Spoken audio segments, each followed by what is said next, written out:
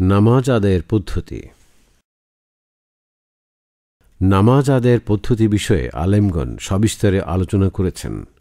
তারা বলেছেন যে একজন মুসল্লি প্রথমে কিবলামুখী হবে, এরপর মনে মনে নামাজের নিয়ত করবে, এরপর কাঁধ পর্যন্ত অথবা কান পর্যন্ত দুহাত উঠাবে এবং বলবে আল্লাহু আকবার। এরপর বাম হাত দিয়ে ডান হাতের কবজিতে ধরবে অথবা ডান হাত বাম হাতের উপর রাখবে, হোক তা নাভির নিচে অথবা বুকের উপরে। মুসল্লি তার মাথা নিচু করবে এবং সিজদার জায়গার প্রতি তার দৃষ্টিকে আবদ্ধ করবে। এরপর বলবে সুবহানাকাল্লাহুম্মা ওয়া বিহামদিকা, আপনি পবিত্র, মহান হে আল্লাহ, আমি আপনার প্রশংসা করছি। আপনার নাম বরকতময়, আপনার মর্যাদা উঁচু, আপনি ছাড়া কোনো ইলাহ নেই। এরপর গোপনে বলবে আউযু বিল্লাহি মিনাশ শাইতানির রাজিম, বিসমিল্লাহির রহমানির রহিম। আমি অভিশপ্ত শয়তান থেকে আল্লাহর কাছে আশ্রয় চাচ্ছি।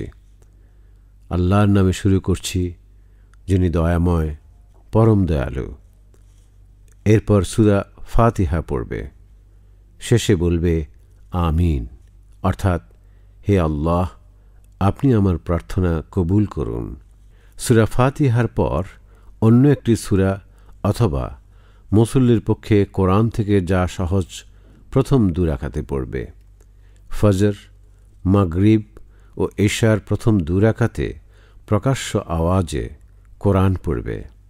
এরপর তাকবীর দিয়ে রুকুতে যাবে। 2 হাঁটুর উপর 2 হাতের আঙ্গুলগুলো প্রশস্ত করে এমনভাবে রাখবে মনে হবে যেন সে তা ধরে আছে। মাথা ও পিঠ সমান্তরাল রাখবে।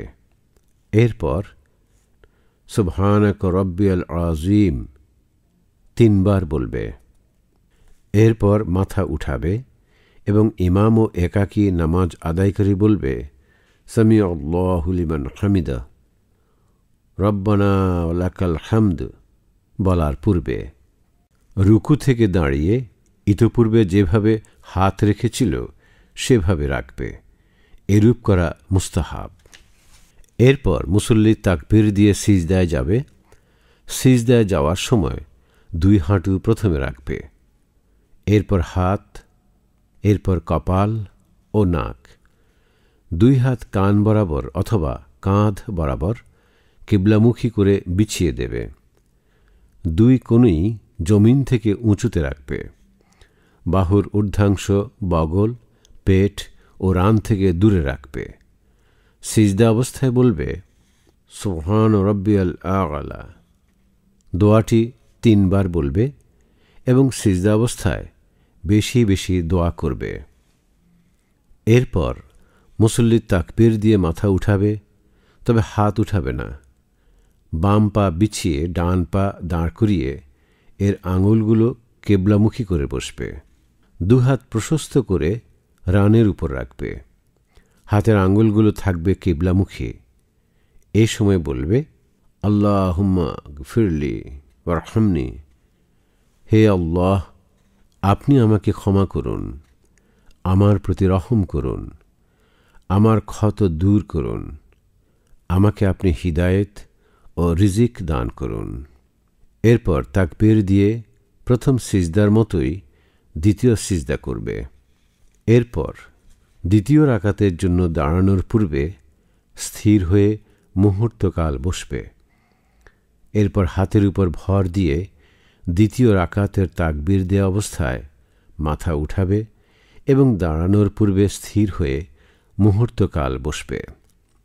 এরপর প্রথম রাকাতের মতোই দ্বিতীয় রাকাত আদায় করবে, তবে প্রথম রাকাতের মতো প্রারম্ভিক দোয়া তথা ছানা পড়বে না।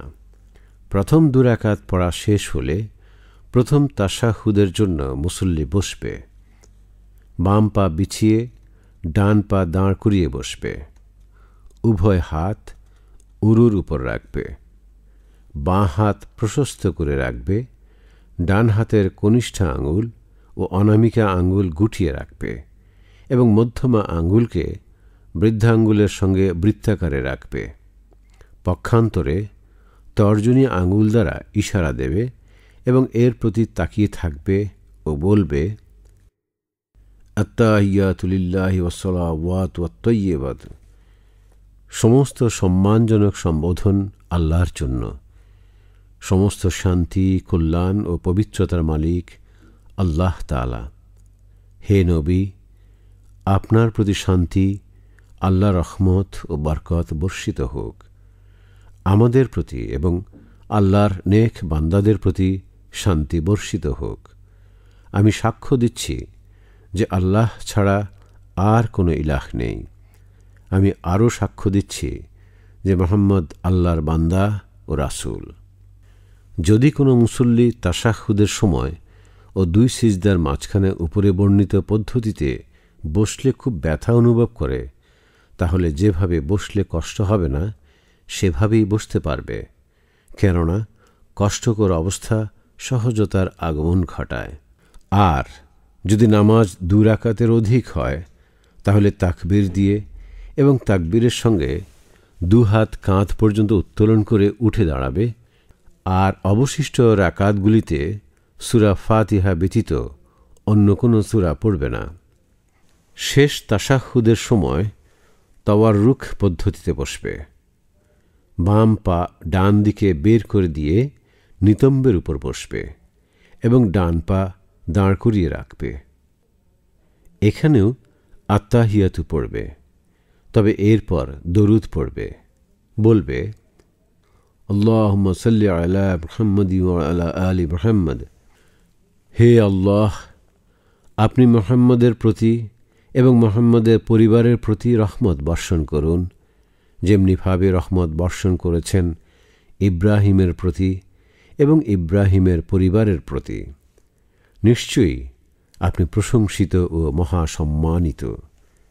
হে আল্লাহ, আপনি মুহাম্মদ এবং তাঁর পরিবারের প্রতি বরকত নাজিল করুন, যেমনিভাবে আপনি বরকত নাজিল করেছেন ইব্রাহিমের প্রতি এবং ইব্রাহিমের পরিবারের প্রতি। নিশ্চয়ই আপনি প্রশংসিত ও মহাসম্মানিত। এরপর সুন্নত হল হাদিসে বর্ণিত দোয়া পড়া। বলা, আল্লাহুম্মা ইন্নী আউযু বিকা। হে আল্লাহ, আমি আপনার কাছে আশ্রয় চাচ্ছি জাহান্নামের আযাব থেকে, কবরের আযাব থেকে, জীবন ও মৃত্যুর ফিতনা থেকে, দাজ্জালের ফিতনার অনিষ্ট থেকে। নামাজান্তে মুসল্লি তার ডানে ও বামে সালাম ফিরাবে এবং বলবে, আসসালামু আলাইকুম ওয়া রাহমাতুল্লাহ। উল্লিখিত বিষয়গুলির খোলাসা আয়েশা রাদিয়াল্লাহু তাআলা আনহার হাদিস থেকে জানা যায়, যা সহিহ মুসলিমে এসেছে। তিনি বলেছেন, রাসূলুল্লাহ সাল্লাল্লাহু আলাইহি ওয়াসাল্লাম তাকবীর দিয়ে নামাজ শুরু করতেন, সূরা ফাতিহা পড়তেন। যখন তিনি রুকুতে যেতেন, মাথা উপরের দিকেও রাখতেন না, আবার একেবারে সোজাও করতেন না, বরং এই দুয়ের মাঝামাঝি পর্যায়ে রাখতেন। যখন তিনি রুকু থেকে উঠতেন, সোজা হয়ে না দাঁড়িয়ে সিজদায় যেতেন না। আর যখন তিনি সিজদা থেকে উঠতেন, তখন সোজা হয়ে না বসে দ্বিতীয় সিজদায় যেতেন না। তিনি প্রতি 2 রাকাত পরপর আত্তাহিয়াতু পড়তেন। তিনি বাম পা বিছিয়ে দিতেন এবং ডান পা দাঁড় করিয়ে রাখতেন। তিনি শয়তানের ন্যায় উপবেশন থেকে বেঁচে থাকার নির্দেশ দিতেন। আর হিংস্র প্রাণী যেভাবে 2 বাহু জমিনে বিছিয়ে রাখে, সেভাবে মুসল্লি ব্যক্তির 2 বাহু জমিনে বিছিয়ে রাখতে বারণ করতেন। আর তিনি সালামের মাধ্যমে নামাজ শেষ করতেন।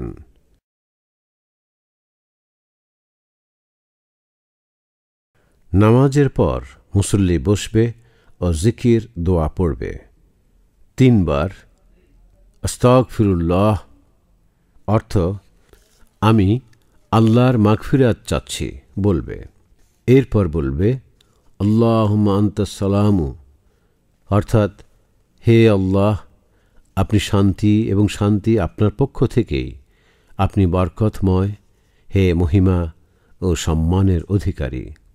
আরও বলবে, লা ইলাহা ইল্লাল্লাহু ওয়াহদাহু লা শারীকা লাহু, অর্থ আল্লাহ ব্যতীত কোনো ইলাহ নেই, তিনি এক, তাঁর কোনো শরিক নেই, রাজত্ব তাঁরই, প্রশংসাও তাঁর, এবং তিনি সকল বিষয়ের উপর ক্ষমতাবান। হে আল্লাহ, আপনি যা দেবেন তাতে বাধা দানকারী কেউ নেই, আর আপনি যা দেবেন না তা দেয়ারও কেউ নেই। কোনো মর্যাদাশালীকে তার মর্যাদা আপনার আযাবের ব্যাপারে কোনো উপকার করতে পারে না। এরপর বলবে, লা ইলাহা ইল্লাল্লাহু ওয়াহদাহু লা শারীকা লাহু, আল্লাহ ব্যতীত কোনো ইলাহ নেই, তিনি এক, তাঁর কোনো শরিক নেই, রাজত্ব তাঁরই, প্রশংসাও তাঁর, এবং তিনি সকল বিষয়ের উপর ক্ষমতাবান। আল্লাহর সাহায্য ব্যতীত কোনো উপায় ও ক্ষমতা নেই, আল্লাহ ব্যতীত কোনো ইলাহ নেই। আমরা কেবল তাঁরই ইবাদত করি, নিয়ামত তাঁরই, অনুগ্রহ তাঁর, উত্তম প্রশংসাসমূহ তাঁর। আল্লাহ ব্যতীত কোনো ইলাহ নেই। আমরা তাঁর দ্বীন, তাঁরই নিমিত্তে একনিষ্ঠভাবে পালন করি, যদিও কাফেররা অপছন্দ করে। সুবহানাল্লাহ, আলহামদুলিল্লাহ, আল্লাহু আকবার ৩৩ বার করে বলবে। শততম বারে বলবে, লা ইলাহা ইল্লাল্লাহু ওয়াহদাহু লা শারীকা লাহু, আল্লাহ ব্যতীত কোনো ইলাহ নেই, তিনি এক, তাঁর কোনো শরিক নেই, রাজত্ব তাঁরই, প্রশংসাও তাঁর, এবং তিনি সকল কিছুর উপর ক্ষমতাবান। নামাজান্তে পঠিতব্য আরেকটি দোয়া হল, আল্লাহুম্মা আইন্নি আলা যিকরিকা ওয়া শুকরিকা, হে আল্লাহ, আপনি আমাকে আপনার জিকির, আপনার শুকরিয়া এবং সুন্দরভাবে আপনার ইবাদত আদায়ের ব্যাপারে আমাকে সাহায্য করুন। আর ফজরের নামাজে সালামের পর এই দোয়া পড়াও সুন্নত, আল্লাহুম্মা ইন্নী আসআলুকা, অর্থ হে আল্লাহ, আমি আপনার কাছে উপকারী ইলম, উত্তম রিজিক এবং কবুল হওয়া আমল প্রার্থনা করি। উপরে নামাজ আদায়ের যে বর্ণনা গেল, নারী ও পুরুষ উভয়ের ক্ষেত্রেই তা সমানভাবে প্রযোজ্য।